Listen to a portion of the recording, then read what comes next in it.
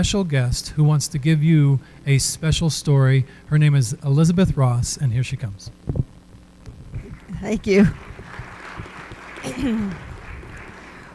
Well, first of all, I'm just going to tell you very briefly about Elizabeth versus Betty. So I'm a wounded healer for sure. I've been on a journey for many years, and the first part of that was extremely intense, and now I enter back into the journey and seasons as God calls, and I happen to be in one of those right now.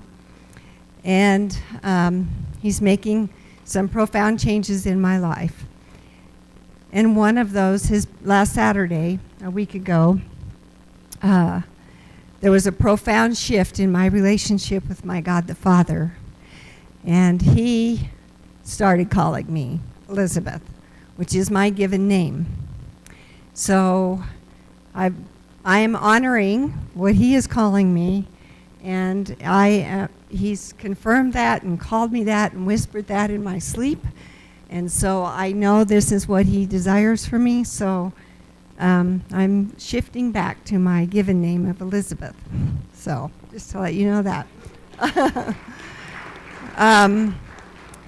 But the real reason that I'm up here is I had a conversation with Jeff on Thursday morning to share a testimony about one of my little girls that I see. She's between 10 and 11 years old, and she's a very precious little one, and she's been experiencing an extreme amount of anxiety. For those of you that don't know, I'm a licensed marriage and family therapist, so I'm talking about in my practice. And she spent some time with me, her and her mom, and she broke down sobbing twice as she was sharing with me about her anxiety. Lengthy sobs, sobbing. She was sobbing her little heart out. And in my mind, I'm thinking, okay, what are some of the things that we need to do to try to help with this? And it was, God just whispered in my voice, it's mine, just turn it over to me. So I did, and after her last sob, I just said to her, you know, we need to go to prayer, and we need to just ask the Lord to give you a vision, a picture, a word, something that will help you with this anxiety. So in those precious moments, God gave her three. We prayed. I asked Him to sanctify her imagination, and I said, would you just come to her in this moment? And she sat silently for a while. And then she put her head up and she said, okay. And I said, okay, what did you get? And she said, God gave me 3 pictures. And I said, well, tell me about them. So the first picture was her walking along the beach, hand in hand with Jesus, talking, laughing, having fun, enjoying her time with Him. The second one was a waterfall, but the waterfall was Jesus' tears. The waterfall was made of His tears for her. And I'll explain a little bit more. And the last one was a light, the light of His presence. So as we talked through this, we realized that the first picture along the beach was what He wants her to see when she's feeling anxious. He wants her to see Him with her, joyous and happy and sharing. The second picture was about Him crying her tears for her. And she didn't need to cry them anymore, but He would take them. And that she could trust that He was taking her sorrow and her sadness and the things that had happened, and He was crying the tears for her. And the last one was to be aware that she was pure. That's what she told me. She said the white indicated the pureness of me and myself in Him, and that He was always present. So He does show us pictures. Thank you so much. Thank you, Betty. Amazing. Thank you so much. Thank you, Elizabeth. Did you hear the class? Elizabeth! Thank you, class. So this morning we have a guest speaker. Dr. Larry G. is here to speak to us this morning about boundaries. Thanks, Jeff. This is also the point. A little later on, Jeff will be doing the experiential, and you'll grab that handout that we gave you last week that you were filling out the different hours of time that you were using this past week. So in the meantime, I'm going to hand it off to Dr. Larry G. and Jeff is just bringing the PowerPoints up.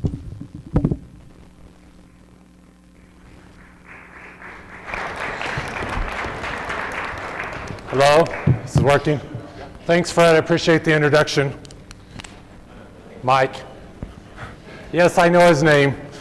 No, I just wanted to say what a pleasure it is to be with you guys and gals. I didn't realize how big of a group this was going to be, but I've been super excited. I've been wanting to actually come and participate in some of the classes myself because I have a strong heart for counseling, strong heart for getting people able to heal and help others. So it's exciting to be here. I see a few familiar faces and appreciate y'all taking the time to learn how to live life.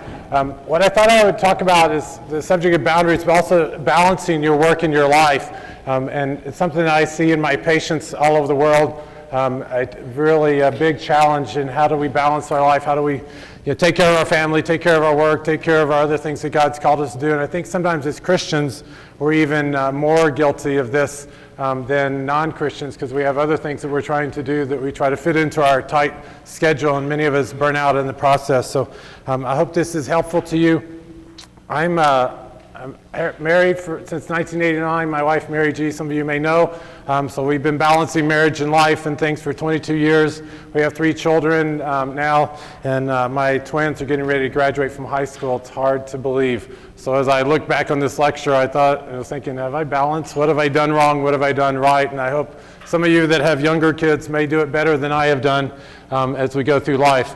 I wanted to start with this greeting. It says, in the year to come, I wish you warm holidays, good health, fun times, a bit of adventure, but most of all, lots of love. And I love starting almost all my lectures with that because that's really what we as Christians are here to do, is to share God's love with people and to love our wives, love our children, love those that God brings into our life and help them. I've actually worked for 6 years full-time in China and been back and forth multiple times since 1996 was my first trip there. And in China, the family is a huge part of their society. Unfortunately, it's rapidly breaking down. And so this is a lecture that I give a lot in China. You may notice the Chinese subtitles. To illustrate that, this was when they launched a guy into outer space, and they talked about, on the articles, they talked about how he called his wife and his child from outer space. And it just illustrated, I've never heard him talk about that with American astronauts doing that, but it just illustrates the value of the family in China and all over the world, that they would mention that in their articles. What I tell people is if he called his wife from outer space, surely you can call your wife from wherever you're at and stay in touch with your family. This is my family about the time when we first moved to China. Our kids were 5 and 8. These are boy-girl twins. I'm going to skip some of this pretty fast. We like to do a lot of outdoor stuff and skiing and different things together as a family. We also like to jump into things, and a lot of what I do as the doctor is trying to help people know what they can jump in safely. I was just this week at Wasson High School, and I was talking to them about how it's easy to jump into drugs, alcohol, tobacco. I think you're going to have a good time like my kids here do, but unfortunately many people don't land safely when they're jumping into those things. Many people approach marriage in the same ways my kids approach this cliff. They find somebody they're in love with, oh, I love you so much, and they jump into marriage, and they think that they're going to have a good time and a good landing, but unfortunately they don't. And part of what I think you're learning to do here is help get people healthier so they can land more safely when they jump into marriage. I just wanted you to look at this and count your blessings that you live in such a gorgeous place as Colorado Springs. When I was over in Beijing, I greatly missed some of the clean air and the beautiful mountains that we have, but I also greatly miss China. I share some of this with you just because it brings us to these big questions of life. Who am I? Why am I here? Where am I going? I start almost every lecture in China with these questions, and I answer them from either a medical standpoint, sometimes I give more Christian information depending on what audience I'm with, but I challenge them to think about these questions because all over the world people are trying to find answers to these questions, and whether you're a Christian, a Buddhist, a Muslim, others, this gives you great difference in your answers to these questions, and these are the basics of life, and if you can answer these questions, you'll be able to balance your life better. And then final, can I get there by myself or I need a guide? And most people need guides in their life, and you're learning how to be people's guides here and how to be a better guide for all of us. My family was able to do the raft trip over by Buena Vista because we had a good guide, and I would never take my kids out on that wild river unless we had a good guide there. I'm not going to cover very much of this. I just wanted to, I often talk about marriage in China, and even when I'm talking about balancing work and life, I talk a lot about marriage in that. But this is my number one principle of marriage: never, ever, ever give up. This is what Winston Churchill said to a college group, and this was his whole speech. And I think that's an important part of marriage. This is how we end up in this situation a lot of times. And my wife and I have been married 22 years, and we felt like this, where I was just barely holding on, hoping not to get swallowed by the divorce stork or something else. So you can't give up. Almost every one of my lectures in China, I also try to integrate the definition of love into it. And I think if we can integrate this into our lives, we will be able to have boundaries, we'll be able to balance our life better. And I tell them, this is the number one definition of love, quoted in my wedding, quoted in weddings all over the world. And they're all scrambling down, writing this down. And often we say it together, and we go through these whole things, and they're writing it down. And for many of them, it's the first time they've heard the Word of God. And it's such a pleasure to be talking about balancing work and life or balancing marriage, but really talking about God's principles of love. And this is what love does not do. I'm going to skip some of the triumphant marriage stuff. I jogged a marathon when I was over in China a while back, and it was an incredible experience. How many people have ever ran a marathon? Wow, one person, 2 people, 3, good for you. I strongly encourage you to think about doing that sometime in your life. It's a tremendous spiritual experience. And I actually, the first time that I did it, I was only going to run 10 kilometers, and I ended up running the half marathon. And I went straight from the half marathon to church, and I was barely walking into church because I was supposed to be teaching Sunday school, and I was late. And my 9-year-old boy runs up to me, Josh, says, Daddy, how did you do? How far did you go? And I'm thinking he's going to be really proud of me. And I said, Josh, I was only going to run the 10 kilometers, but I ended up running the half marathon. And Josh immediately looks at me and says, Dad, why'd you quit early? And I was crushed. It's like, let's go run a half marathon and see who quits early, buddy. But after that, I about 3 years later, I decided I was going to run the half marathon. I got to the half, and I thought, wow, I think I can go a little farther. And I was walking and praying. I was shaking hands with people and talking to the kids especially, and saying how much God loves kids and all, and drawing energy from the crowd. And I was able to run the full marathon just because of having the people around me and the enthusiasm in the crowd and the prayer. And I met people that I never would have met otherwise. One of my best friends, and I crawled the last 5 kilometers of it. And I'm not a runner, but go out there and do something like this. Push yourself beyond what you think you can do. This is also a great illustration of what marriage is involved. When you get married, you need to prepare. You need to work really, really hard. You need to have a lot of people running with you, cheering you on, giving you enthusiasm, helping you, and you need to never, ever, ever give up. And that's the only way this fat guy could ever run a marathon.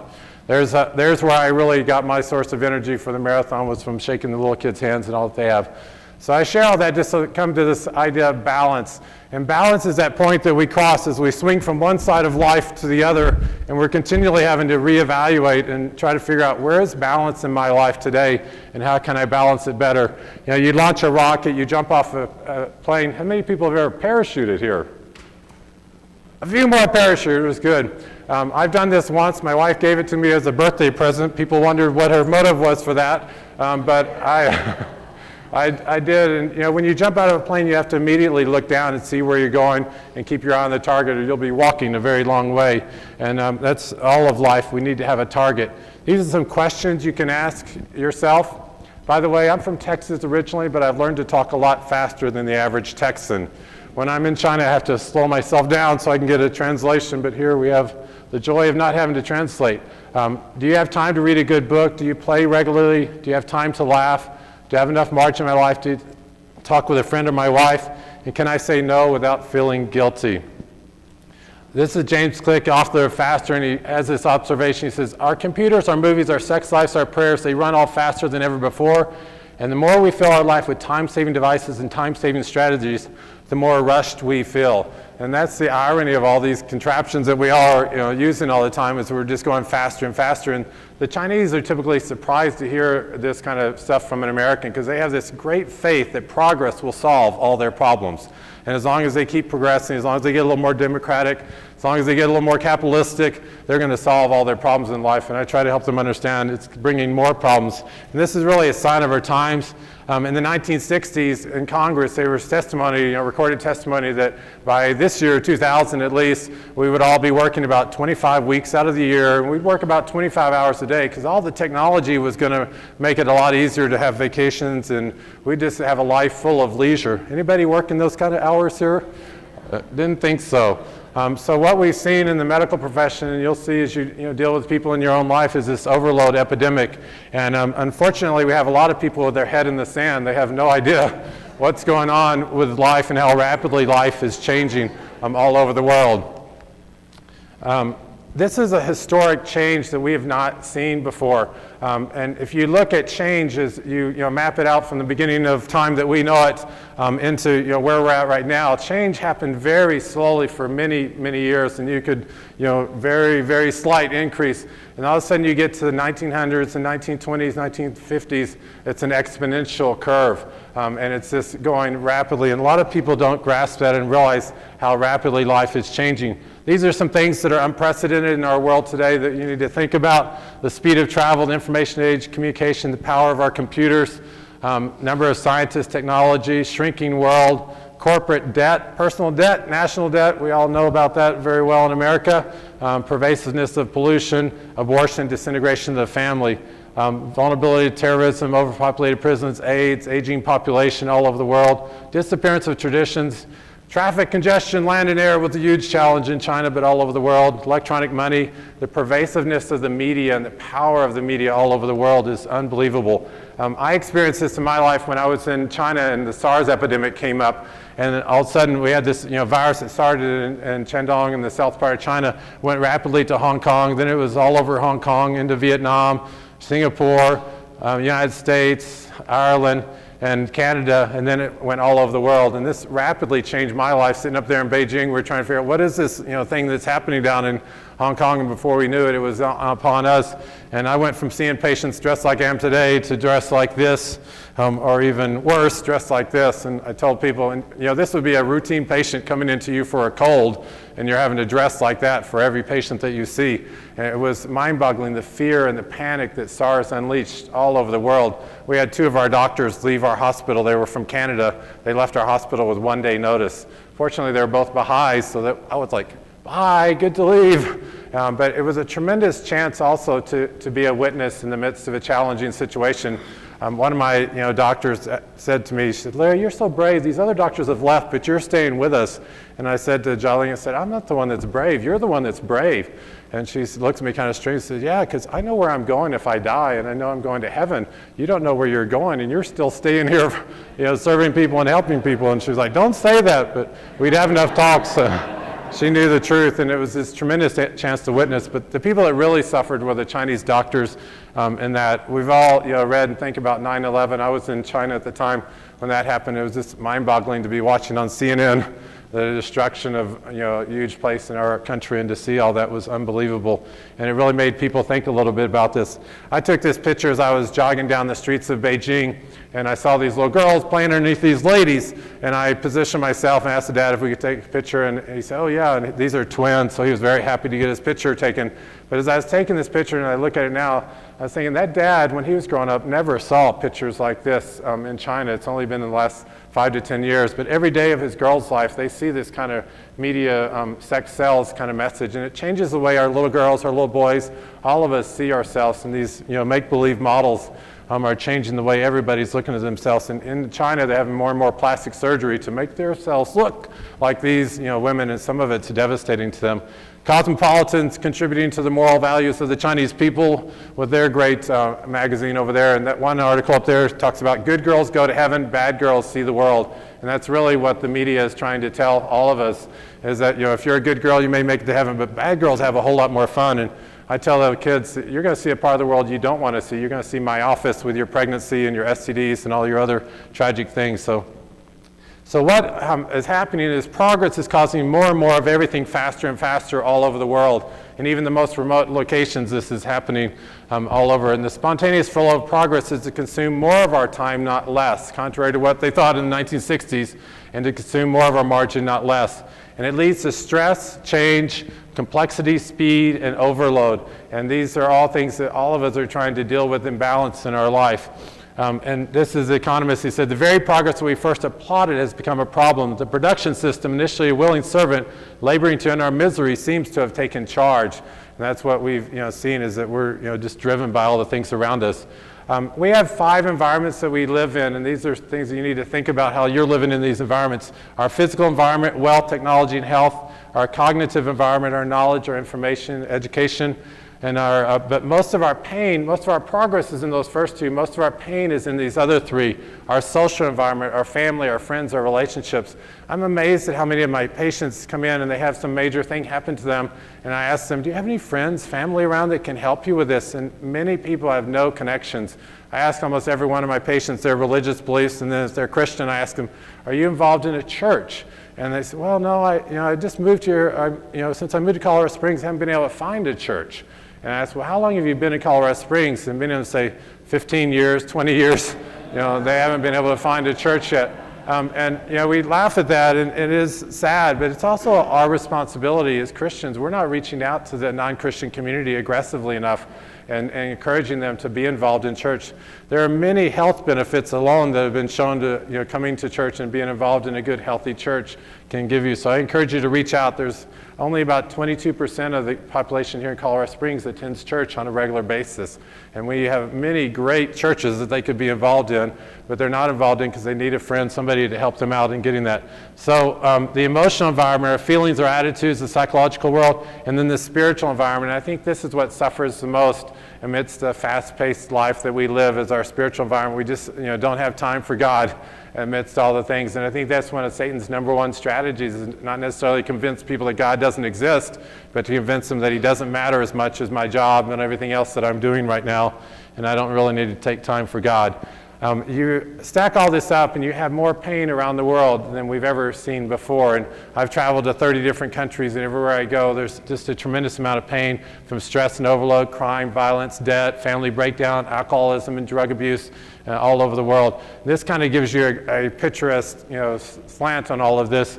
We have the terrorism happening in Palestine, we have fires, we have wars, we have AIDS victims like this little baby up here and the mom up there. We have this guy that was burned in a mining accident. We have natural disasters, and then we have drug abuse and the threat of all the abuse from all of that coming into our lives, floods. So all this comes together, causes a lot of stress and a lot of challenges for people.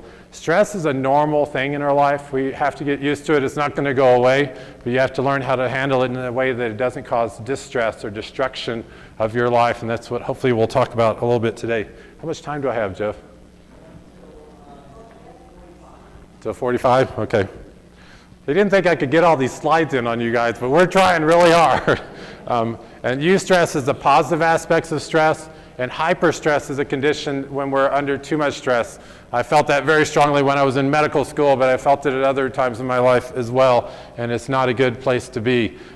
Everybody looks at this lady and says, wow, how could this be? And this is typical of many women around the world carrying the burdens of life on their head. But many people in our day-to-day life here in America, we won't see them carrying the bricks, but they're carrying the emotional, physical psychological equivalent of that on their mind. If we just asked them a few questions, we'd find that they were highly stressed out. 85 to 90% of physicians' office visits are felt to be related to stress and all the effects of that. And this is the father of stress research, Dr. Hans Sell, and he said every period of stress, especially if it results in frustrating, unsuccessful struggles, leaves some irreversible chemical scars which accumulate to constitute the signs of aging.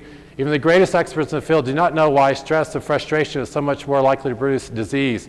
In fact, physical exercise can even relax and help us withstand mental frustration. Certain emotional factors such as frustration are particularly likely to turn stress into distress and to cause physical aging and problems. So, if we're physically stressed like that lady, it's actually not as bad as if we're emotionally stressed with the equivalent in our life, and causes a lot more problems. These are some stressors you all may relate to in your life. Change, mobility, expectations. I think that's probably one of the biggest stresses in America today, and the biggest stress among marriages is our expectation of our partners, our expectations of our kids, our expectations of our own life is really unrealistic for most of us. Time pressures, work, control, relationships, competition. I mean, we read all the time about these, it's supposed to be a fun sporting event, turns into a massive mob fight. Illness and death, frustration, anger, and fear. All these lead to a tremendous amount of stress in our life. We talk about the human function curve, and our function actually increases. The more we're under stress for a while, it increases, and we do better. We're able to produce better. You've experienced that if you had a deadline at your work, or as a student you had a deadline for your job. You can produce more under stress. But if you have too much stress for too long, your effectiveness goes down, and you start suffering fatigue, burnout. It's important to realize different people have different ability to handle stress in different ways in their life, and what may be tremendously stressful to one person is not a big deal at all to the other person, and vice versa. And then also different seasons in your life. When my wife and I were in Germany, we had our first child, and then 2 years later we had our twins. And so we had 3 kids under 2 almost, and it was a very stressful, challenging time in our life, balancing all those dirty diapers and all the rest. So it's very challenging. The manager's job in business is to push people to that maximum efficiency with stress, but not to take them over the other end and decrease the productivity. So managers try to run that fine balance. In the workplace, you're trying to balance that with productivity, longevity, morale, creativity, and innovation. And how do we cope with stress is more and more of a question for all of us. And these are just some ideas that you can think about in your own life and you can share with other people. Practicing gratitude. There's actually research on the power of forgiveness and the power of gratitude in our life. The Templeton Foundation actually funded the difference that it makes, that people are just thankful for the things that we have. Our media and advertising all over the world makes us ungrateful for everything that we have. I mean, I buy this new computer and wow, it's so great, so fantastic, and all of a sudden I see the latest on TV 6 months later and it's so much better. I'm no longer thankful for the computer I have, or the wife that I have, or other things. Generating goodwill, doing something nice for somebody, just the random acts of kindness is bringing stress down. Doing voluntary work and going out and helping people just for helping. Setting realistic expectations. We already talked briefly about the challenge of that, and realizing that you can't do everything that the media and others are telling you to do. Laughing is very powerful, the power of comedy and laughter. Playing, meditating, avoiding anger, and the desire for revenge. Which all over the world, it's incredible how many people are motivated by anger and revenge and spend their whole life trying to figure out how I'm going to hurt somebody. Accept what cannot be changed is very difficult for all of us, especially with our spouses. Avoiding frustration. Prayer is a very powerful thing that we all need to be involved in more. And the least attended meeting in every church that I've ever been involved in is the Wednesday night or Tuesday night or whatever prayer meeting. And it's very important to take time for that. Exercise is very important as well, and getting out and regularly exercising. I mean, we live in the most beautiful place in the world for regular exercise, with the mountains and the hiking and all the rest, so you can get out there and do that. I actually like to combine those two together, and we do a prayer group where we walk or hike somewhere and we pray at the same time, rather than sitting in a little room doing your prayers together like that. Learning to relax, putting more control in your life, reconciling conflict, confess, and forgive. A lot of people could get a lot less stress in their life just if they would confess some things that they've done and ask for forgiveness for those that they've hurt in their life. Change, we already talked quite a bit about, but again, since 1900, we've seen more change than ever before. This is the United Airlines stewardesses, or Pan Am, I guess it would be, no, United, and how they used to look in getting in the plane, and we all know big difference with that. No deceleration inside. I mean, it's the amount of knowledge that we're accumulating is just unbelievable. As a doctor, I thought, I go to medical school and get all this knowledge and I can be a doctor, and no one told me I'd be studying unbelievable amounts of material the rest of my life, trying to keep up with what's happening in medicine alone. They talk about future shock and life change index. I don't know if you've seen the life change index, where if you've had a move, you've had a divorce or a marriage, you've had a number of changes, if you score a certain number of points with that, your chance of a major illness in your life, even good change, can bring about major illness in an unbelievable way. So change is a really, very challenging thing.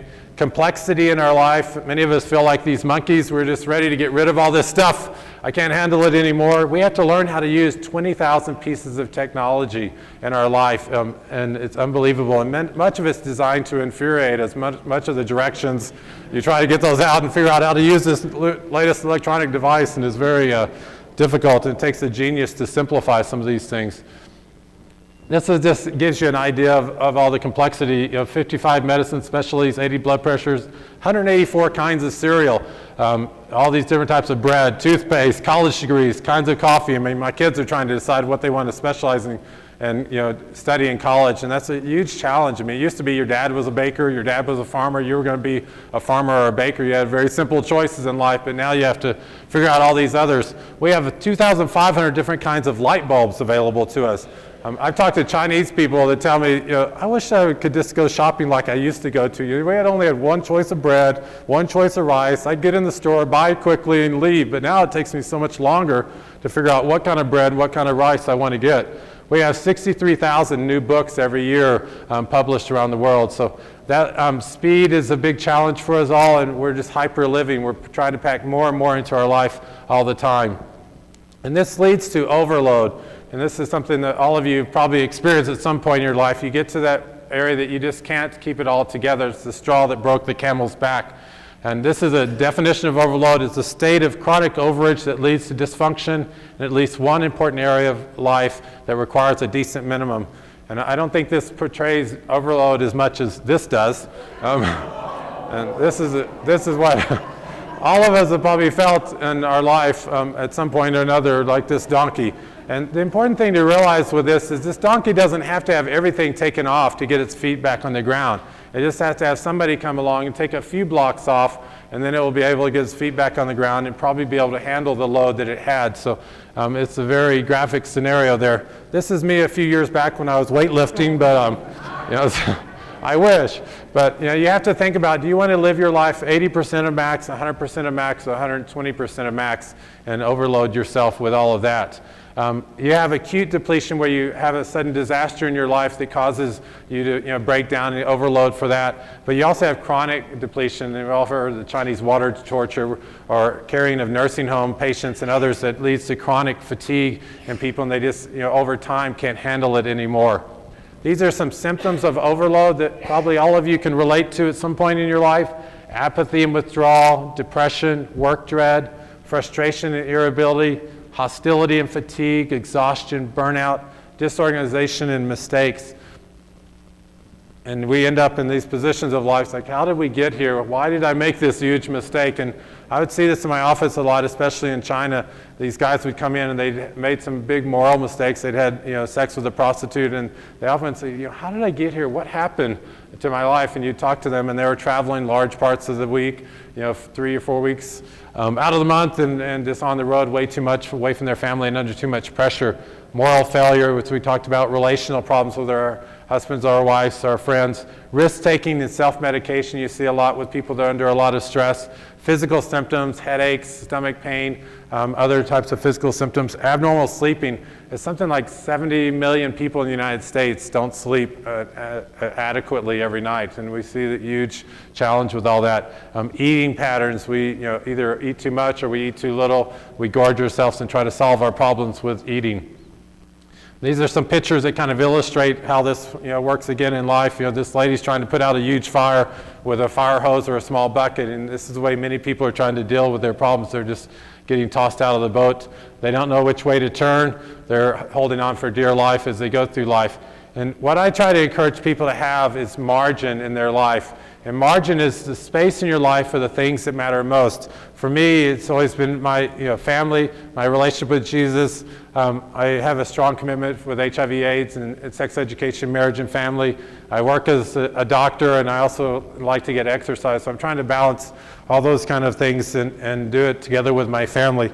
I'm going to show you a video now, hopefully, that shares with you somebody that's not so balanced in their life. How are you? Oh, the meeting ran long. Are you okay? It's a boy.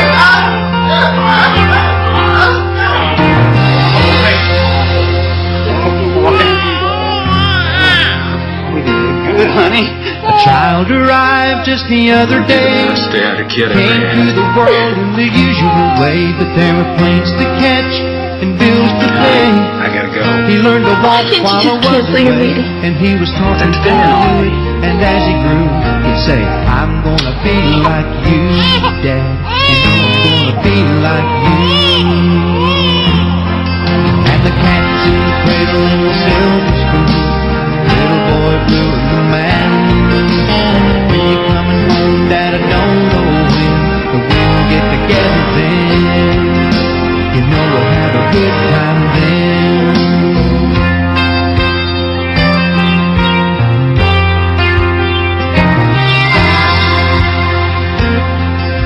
My son turned 10 just the other day. He said, "Thanks for the ball, Dad, come on, let's play. Can you teach me to throw?" I said, "Not today, I got a lot to do." He said, "That's okay," and he walked away, but his smile never dimmed and said, "I'm gonna be like him, yeah, you know I'm gonna be like him." And the cat's in the cradle and the silver spoon. Little boy blue and the man. When you coming home, Dad, I don't know when, but we'll get together then. You know we'll have a good time then.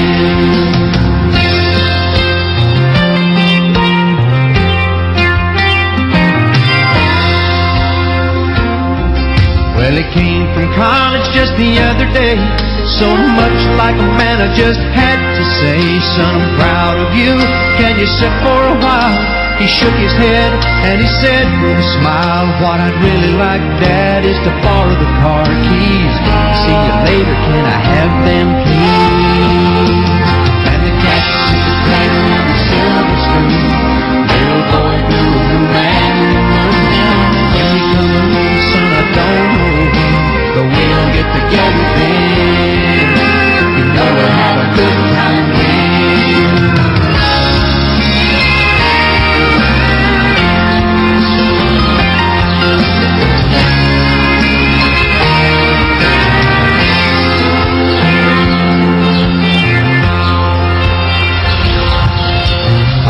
Since retired, my son's moved away. I called him up just the other day. I said, "I'd like to see you if you don't mind." He said, "I'd love to, Dad, if I could find the time." You see, my new job's a hassle and the kids have the flu, but it's sure nice talking to you, Dad. It's been sure nice talking to you. And as I hung up the phone, it occurred to me, he'd grown up just like me. My boy was just like me. And the cat's in the cradle and the silver spoon. Little boy blue and the man. When you coming home, son, I don't know when, but we'll get together then. We're gonna have a good time then.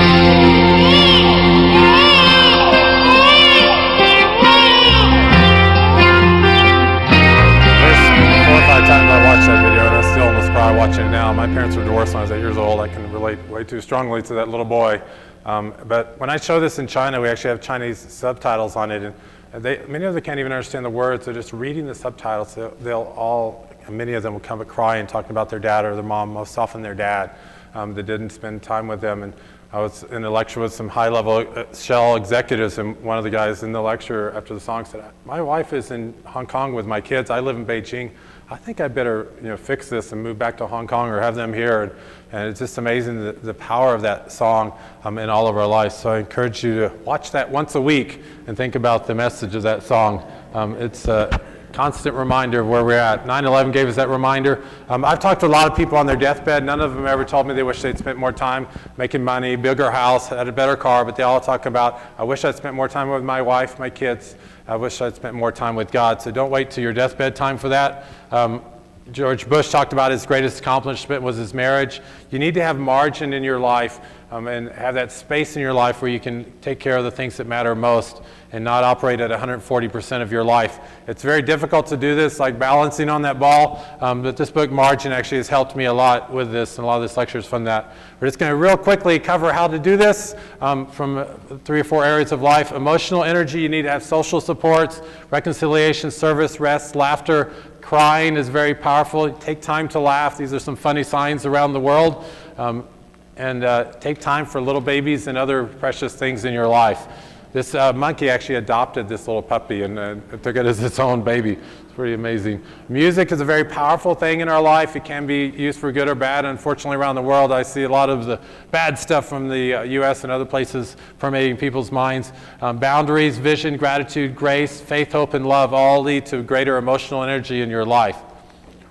We need to take time for physical energy. We need to have enough sleep, nutrition, and exercise. In 1850, 9.5 hours average sleep the Americans got. 1950 went to 8 hours. 1995, it's down to 7 hours. So most of us are not getting enough sleep. We're not getting good nutrition or exercise. You need to value sleep like this dog. You need to take a nap occasionally. In societies where they take naps actually function better and do better. You need to have better intake of food, unlike this child grabbing it in the fridge. We need to watch what we're eating, decrease the amount of sugars in our life, replace processed snacks with fruit. I tell everybody, eat what God made, not what man made. The more you get to what God made, fruits, vegetables, the more natural it is, the better off it is. I don't feel like you have to spend a huge amount of money on organic foods. I would just like you to eat plain foods that God made, whether they're organic or not. Garden or buy direct, drink a lot of water, and stay at home. Avoid McDonald's and eating out as much as you can. Everybody looks at this and says, how can this baby do this? By the way, it's not any of my children, but McDonald's is a teenage equivalent of this, okay? McDonald's, a lot of these restaurants that we eat at are horrible for our health. We need to exercise for our heart, do an aerobic exercise 20 or 30 minutes a day, hopefully. Exercise for our muscles, doing some sort of weightlifting. Exercise for flexibility, be able to stretch, touch your toes, and other things. And then exercise our mind and our spirit so that we can continue to function. Bike or walk, exercise in the morning is better.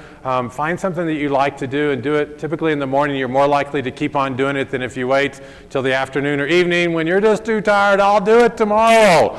So you need to do what works for you. This is my dad when he was about 72, I think at the time, or 70, skiing with my kids, and he still goes skiing at age 76. There's parts of my dad's life I definitely don't want to emulate with what he did with marriage and other things, but that's one thing that I do try to follow is staying in shape so I can stay in shape for my grandkids and be able to do stuff for them. Time is a real challenge. It's a quote, the gods confound the man who first found out how to distinguish hours, confound him too, who in this place set up the sundial to cut and hack my days so religiously into small pieces. This guy's complaining about a sundial. Now we have the watch that dominates and controls everything that we do. Where does our time go? You can think about this later. We spend 6 months sitting at traffic lights, 8 months opening junk mail, 5 years waiting in line, 3 years in meetings. We see 600 advertising messages a day. We watch 1,700 hours of TV. I mean, that boggles my mind. I don't know how people have time to do that, but a lot of people could free up a lot of time just getting rid of the TV. Everyone needs personal time for themselves. We need family time. We need sharing time with other people, and we need God time. And we need to take the time for all those areas of our life. These are ways to build more time in your life. Expect the unexpected. Learn how to say no will help you free up a lot of time. Turn off the television. Practice simplicity in your life and realize you don't have to have all these other contraptions. Learn how to enjoy the sunrises, sunsets. sabotage a fuse box, disconnect. A lot of people, some of their best time in Colorado is when you have a really bad snowstorm, all the electricity gets shut off, and you just stay home and spend time with your family. During the SARS epidemic, people actually spent more time with their family than they did before. Many marriages were reconciled during what would normally be a disaster.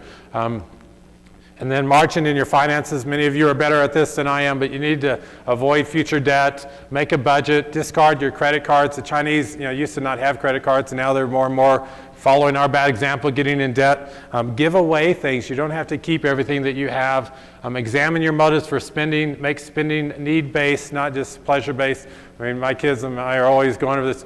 I need this, Daddy, I need this. No, you want this. This is not a need in your life. You want this. And you have to think about what's the real part of life. And this picture of this guy is walking down this aisle. The only real part is the reflection of the feet up at the top. All the rest is a reflection of life. And this is a picture of this dog getting a mud bath in Japan. And they paid $80 for this dog to get a mud bath. And I tell the Chinese and tell other people, you as well, there's something wrong in the world when we have millions of kids out on the streets all over the world. 20,000 kids a day starving to death all over the world, and yet we're spending money on this kind of ridiculous stuff. We just had the prom last night for a lot of schools, and proms other nights, and we spend an unbelievable amount of money on dresses and tuxes and everything else.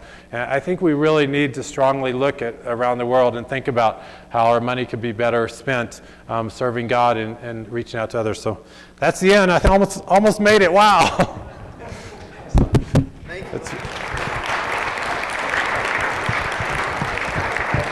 And I just wanted to thank you again for taking the time to be out there and to help the many hurting people in our city. I haven't written this article yet, but I wanted to. It's called Trouble in the Land of Plenty. And we look at Colorado Springs, such a beautiful place, but there are a ton of hurting, damaged people in our city that need a friend, need somebody to reach out. They don't need a professional counselor. They don't need a doctor. They just need a friend, somebody that has basic skills to counsel and help them know God and know His love and His truth. So appreciate y'all taking the time to learn all that.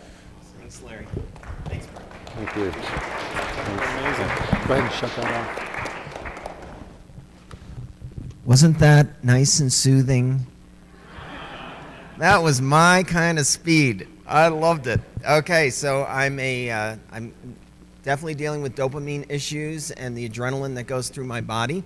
At the same time, I'm really grateful to be able to have times like this now to slow down. So one of the things that we noted, and again, thank you so much, Larry. Larry came over to my house the other night. He was in the neighborhood. This is the kind of guy he is, and said, I think you probably want these, and there's a lot of pictures. And so it was just really a powerful thing for me, knowing Larry back 10 years, to see him not only do amazing things for God in China, but also to do amazing things in the church world right where God's planted him. And I know his heart is to go back, and he will be back in China many, many times, but I'm so grateful that you made time today with us. So thanks again, Larry. The thing that I want to do now with us is this sacred time. And one of the things I've noted about sacred time is not many people jumped up. Thank you, John, for perfect timing. Not many of you jumped up during the teaching component because we love information.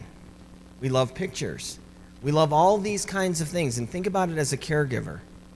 Because people who come to see a counselor will oftentimes feel very, very comfortable sitting with you and staying at a very shallow level. Not that this message was at all shallow, Larry. It was wonderful.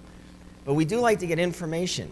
And then when we get to a more vulnerable place is where people who come to counseling start feeling like retreating, like getting out. And one of the things that we do in here is we take sacred time with God for about 10 minutes. And for some people, that is extraordinarily uncomfortable. This is the time to go get some coffee. This is the time where I really do have to go to the bathroom, because after all, I didn't go during the presentation. This is the perfect time when it's just time with God, because I can go to the bathroom and God will be with me. But I think sometimes that's a reflection, a little bit of some uncomfortableness of our own. And maybe God won't show up, or whatever you fill in the blanks. So we want to make the time of the experientials with God the most important time in this class. If we were to lose anything, we could lose everything else. before we'd ever want to lose this time, because one word from God can change everything. We can get a whole lot of information and not change anything with it. So in this time of just reflection for today, we were talking about experiential and margins. And maybe this is a reflection of even your week if you forgot to even do it, or forgot to bring it, or what was it we were supposed to be doing again? So it's the 168 hours that God gives us every single week that we all get. And oftentimes we find ourselves like this, and my mind feels like this sometimes. And the question now in the quiet time with God is, what adjustments do I need to make? What are some of the things I noted during this week? I noted that I like to write a lot. And I'm looking at all the things I did this week, and I was really good about doing it every day, but realizing when I came to the end, the math really wasn't very good for me. And I came up with the negative number and said, I know that's impossible. There's no way that works, so I'm just bad at math. But I think there was another indicator for it, was that it wasn't just -4 when I came down to step 3, but it was just the reality of what I already know. So sometimes when we already know something, we don't actually have to do the math for it. We already know it. So even if you didn't do the math, you may already know it. So the question then becomes, in the quiet time right now, of hearing what Larry just said in stress and overburdened lives and what that causes and what am I not doing? What are the priorities of my life? That's a great question, just to be still and ask God. Or just to be still and hear from yourself. What adjustments do others think I need to make? One of the things that I find is very interesting is that the very things other people have seen in me and have spoken over me are probably the things that I already know as well. And we call them in Christendom confirmations. Hey, that's a confirmation. And it's usually in the positive that that's a confirmation. But we forget we get confirmations about other things. Like I went to a Christian Counselors Fellowship breakfast this past week. And I was sitting there, feverishly taking notes at everything that was so important by what was being said by the speaker. And at the end, there was someone at my table. It was as if God himself were echoing these words that came out of his mouth. He and I hadn't even talked the entire class. And he just looked at me as he was ready to leave the room, and he goes, Jeff, slow down and spend more time with your wife. He doesn't know my wife. He barely knows me. And it was like an echo from heaven. And then also, God, what are you saying beyond what I can see, even as I do the math, and what I'm hearing from other people who are confirming things? What are those things I don't even see or hear right now? And for the next 10 minutes, let's just do that. Let's just take some time. And if you want to write, if you want to get a sense of what God is saying into any of these questions, let's just be still and know that he is God in these next few minutes for us.